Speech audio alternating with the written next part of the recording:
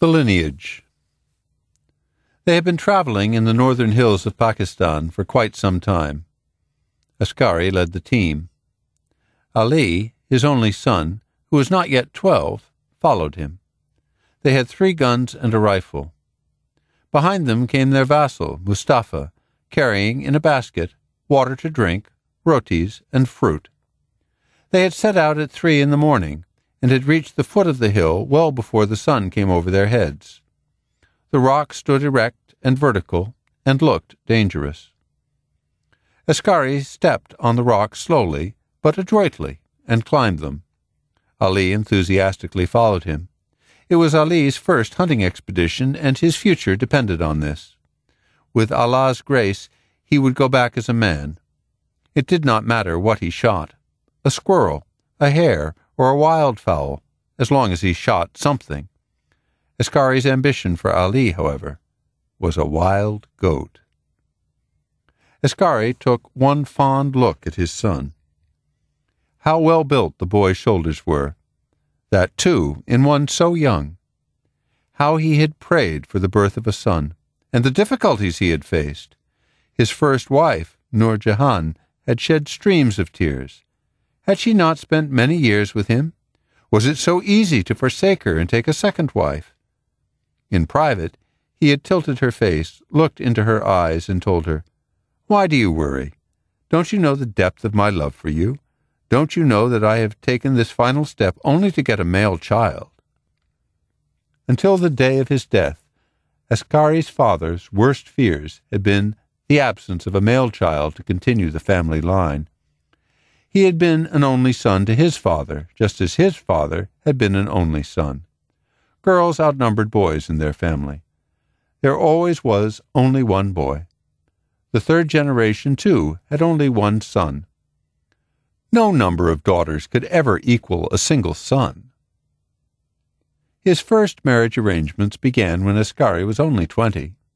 Nur Jahan came from a well-to-do family in a nearby village. She was not a ravishing beauty, but which girl does not look beautiful when she is young? On the day of the Barath, they brought her in a palanquin. The entire village had assembled, and her dowry followed in 4 carts. 15 sets of salwar kameez, gold ornaments, silver anklets, cooking vessels, cots, mattresses, and household articles. Besides all this, there was one very special item, and that was a transistor radio. In those days, nobody had it. When she spread out all of the things she brought, the people of the village came, looked at them with wonder, and kept talking about them for days. How proud Nur Jahan was. A girl was born the very first year. Askari was disappointed, but he did not let it show. The second was also a girl. Then came 2 more girls in a row. He felt that his village folk were all looking at him with disdain. Askari went in search of a hakim and gave his wife all sorts of remedies, but none of it was any use. When the 5th child was also a girl, his anger was so great he slapped Nur Jahan across her face. It happened exactly as Askari's father had feared, and he died without seeing a male offspring. Askari began to worry that his family line might end with him. He then presented his problem to the jirga. He did not have any other option but to take a second wife. Poor Nur Jahan consented with tears in her eyes. After her consent, Askari found she was pregnant again. Not a single year passed without her getting pregnant. Askari waited patiently for the arrival of the baby, and that too turned out to be a girl. Mullah Umanullah was a very poor man, but Allah had blessed him generously with children. He had 11. He had just enough to provide 2 meals a day and clothe the family. When one day he looked at his eldest daughter, he was startled. He had not expected her to grow up so suddenly into a woman. The mullah never missed his daily prayers. A proof of that was the mark, the size of a betel nut, on his forehead. People took one look at his forehead and made way for him reverentially. His deep, resonant voice was still quite strong, and his call for prayers could be heard in the adjacent villages. When the mullah's eldest daughter, Meher was 17, Askari sought her hand in marriage.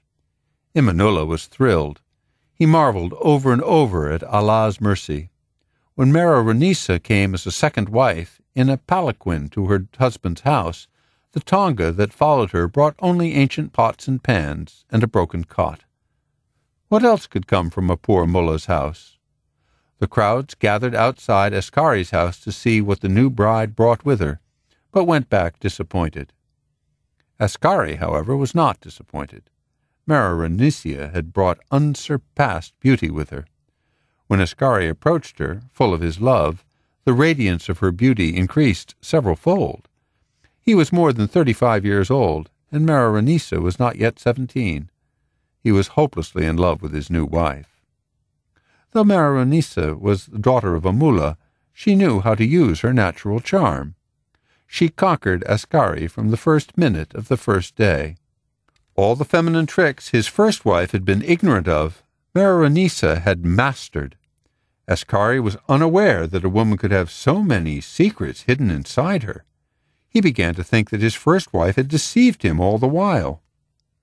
What Askari liked most in Meher was her subtle, intuitive understanding of his needs and the natural, crafty intelligence that came from growing up in a village.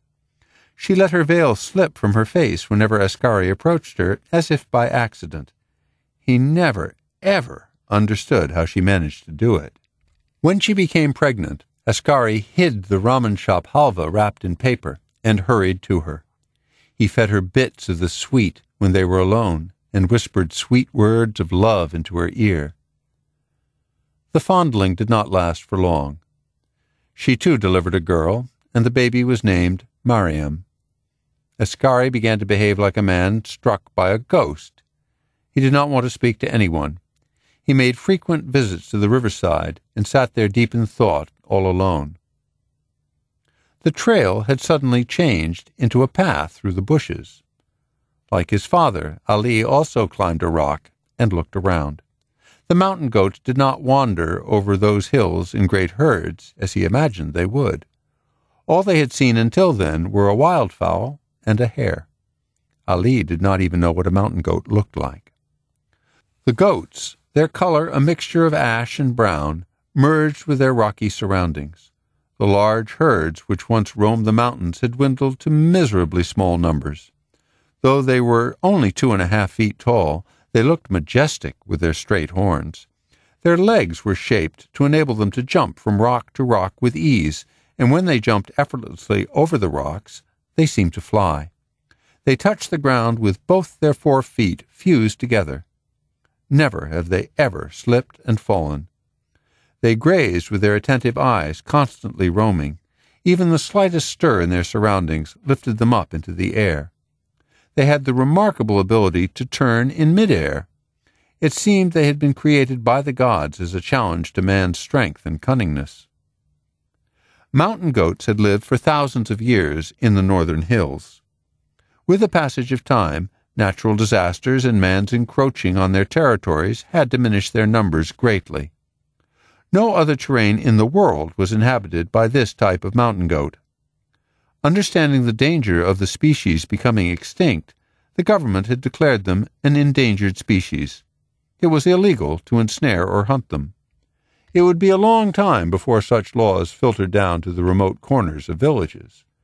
Even when the villagers became aware of such restrictive laws, it was not as if they heeded them.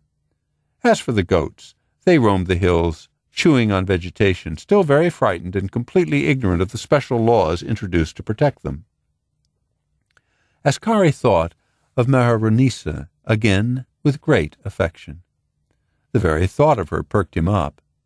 Her figure was curvaceous, as if cast in a mold. She came to him instinctively whenever he was overcome by his love for her. Where on earth did she, a mullah's daughter, learn all those seductive wiles? When their first child turned out to be a girl, he suffered a great deal of mental agony. He even considered divorcing her. It was then that he decided to go on the Hajj pilgrimage. That year the government decided to allow 60,000 pilgrims to go on Hajj, and by Allah's grace, Ascari's name was included in the list. His prayers were always that he be granted a son. He never imagined, even in his dreams, that his dear Mararanisa would disappoint him as she had done. His house was crowded with 7 girls. The eldest born of his first wife had attained puberty and went out wearing a veil. He had begun to wonder if his desire for a male child to continue his line would go unfulfilled. The infinite grace of Allah would grant him a son, he was sure.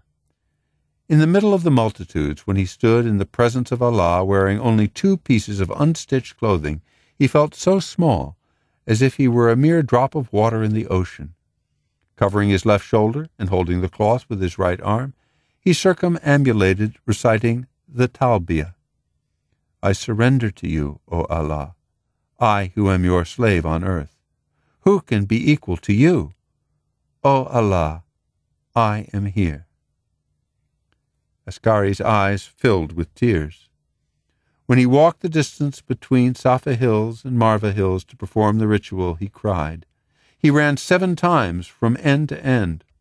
When baby Ismail cried for water, kicking his little legs, did you not create a spring in the middle of the desert? Can you not see my tears? Will you not bless me that my lineage continues as that of Ishmael's did? After he had finished his qurban and shaved his head, it was as if a weight oppressing him until then had been lifted. He came back home, and as was the practice, the Hajj festivities continued for days. All his guests put drops of the Samsam water he brought back in their mouths, turning their heads toward the north. He could approach Mararanisa only after 3 days. How ravishing she looked!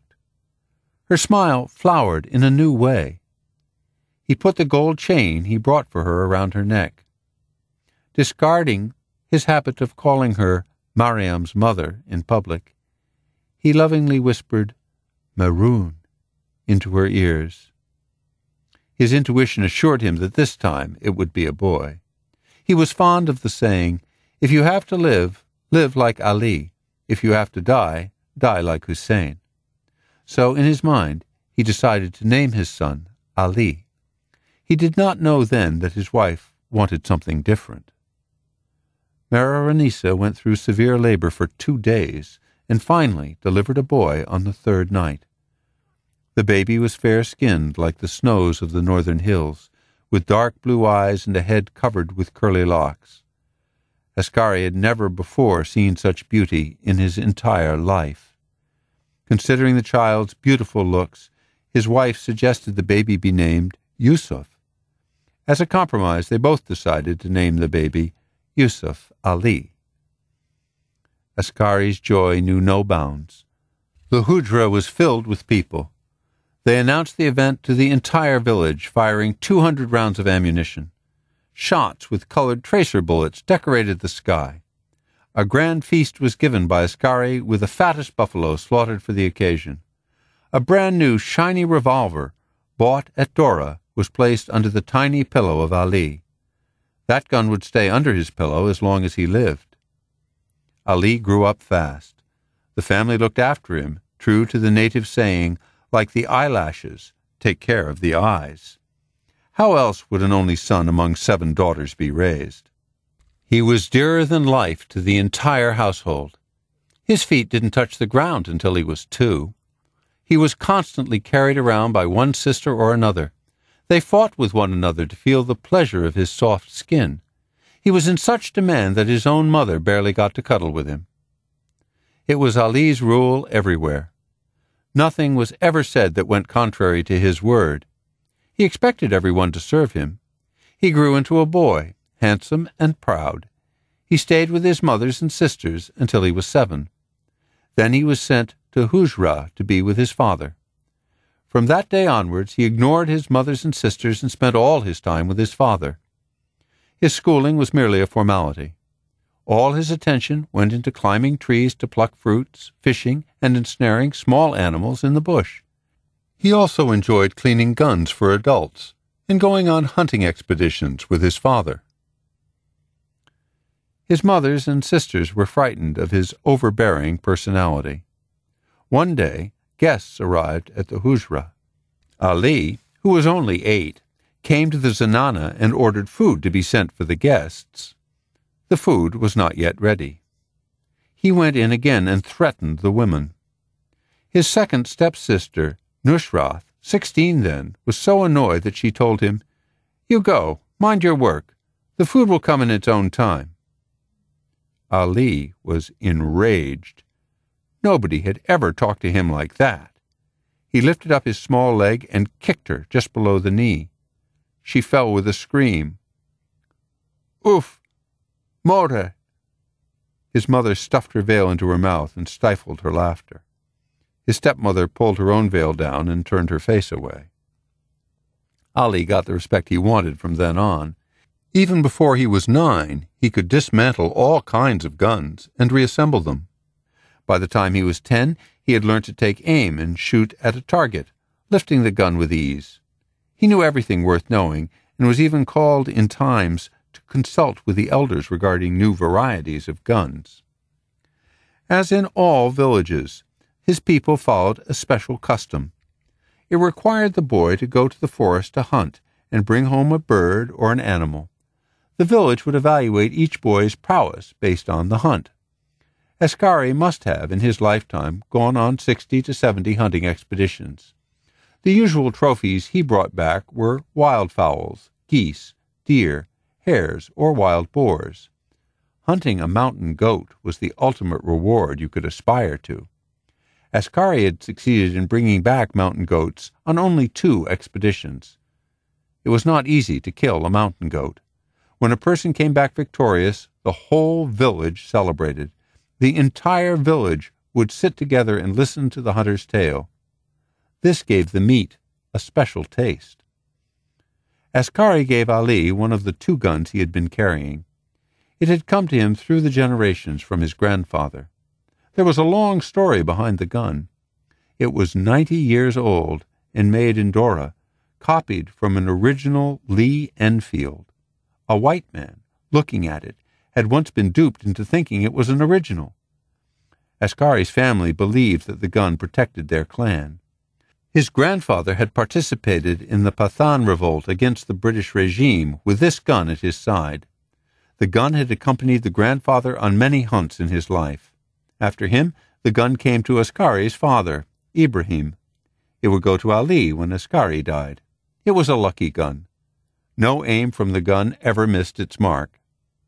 In all its 90 years, the gun had only once killed a man. It was Askari's father, Ibrahim, who had killed with it. When Ahmed Mirza came to their house, Askari's mother, a village beauty, was working in the shed attending to her buffaloes. She was so intent on her work that she did not notice her veil had slipped. Ahmed Mirza was not one to do anything wrong. He never missed his 5 daily prayers. That day, however, he made a grave mistake. He could not take his eyes off her face. He stood there staring at her for quite some time.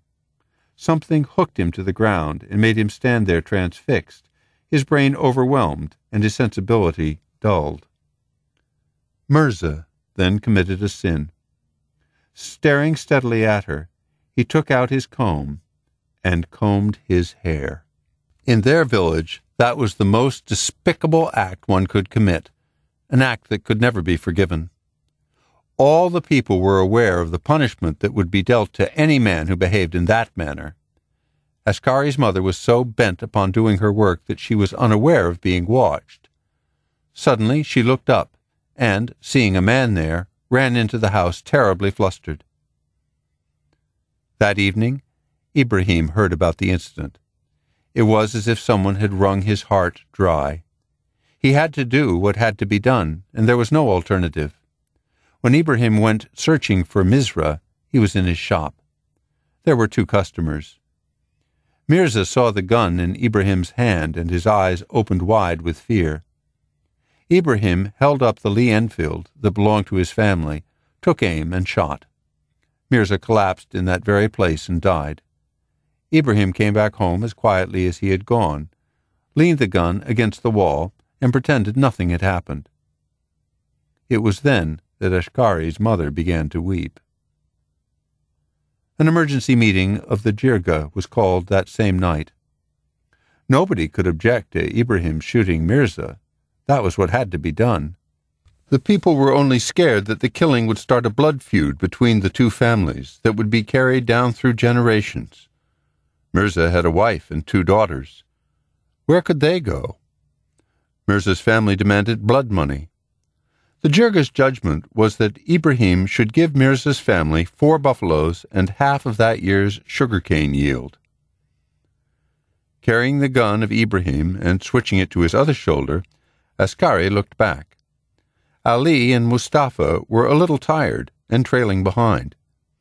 He signaled to them to hurry up and walked on. Mountain goats were seen very rarely these days. 1 or 2 lone goats would sometimes be sighted at the top of a hill. As soon as they scented humans, they disappeared. Even while someone was watching, the animal would fly and merge into the air as if by magic. If Ali was lucky, his first prey could be a mountain goat. Although Ali was only a boy, his shoulders were strong enough to bear the weight of a gun. He came up effortlessly, gracefully hopping from one rock to another like a sparrow. He would no doubt be a great challenge to the mountain goat. The hunters had keen eyesight. They were able to look far into distances. They were climbing up, but letting their eyes wander in all directions. Though hares and wildfowl were within their shooting range, they moved past them all. A mountain goat was yet to be spotted. It was almost 11 o'clock.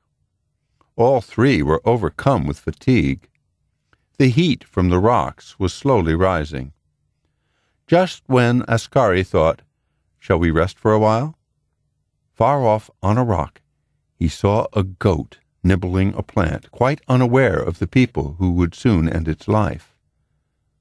Askari's heartbeat went racing. The mountain goat straightened his head, looked around, and returned to its nibbling. Askari gauged the wind's direction and signaled to Ali and Mustafa to follow him quickly. They both crouched low, going almost to the ground, and inched forward. It was as if death had started crawling toward the mountain goat. The goat had lost its heart to the plant. He was pulling it down and biting into the foliage. Ali sat on his haunches behind a bush. Slowly he raised his gun to his shoulder and took aim. Though a young boy, he was a hunter's son, and so his hands held the gun firm even in that tense moment. The goat lifted its head, gave up its hold on the plant, and looked around for the last time. Askari signaled with his eyes. Ali, slowly, patiently, squeezed the trigger. A thundering sound reverberated. Rocks echoed the sound. The mountain goat sprang 6 feet into the air and fell some distance away, lifeless. Askari looked at his son. Ali looked at his father. Both lifted their hands up and with shouts of "Kuhai!" ran toward the goat. Mustafa dropped his basket under the bush and followed them with a knife in hand. There would be festivities in their village that day. The news would spread to the other villages as well. People would gather to listen to the story of Ali's heroism. The feast of the mountain goat would go on through the night. People would praise the taste of the meat.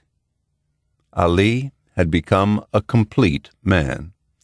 With Allah's grace, Askari's lineage would now continue uninterrupted. They walked rapidly towards their village. They had to get back before the darkness set in. Ali's face showed pride. Mustafa followed him, panting under the weight of probably the last mountain goat, still warm on his shoulders.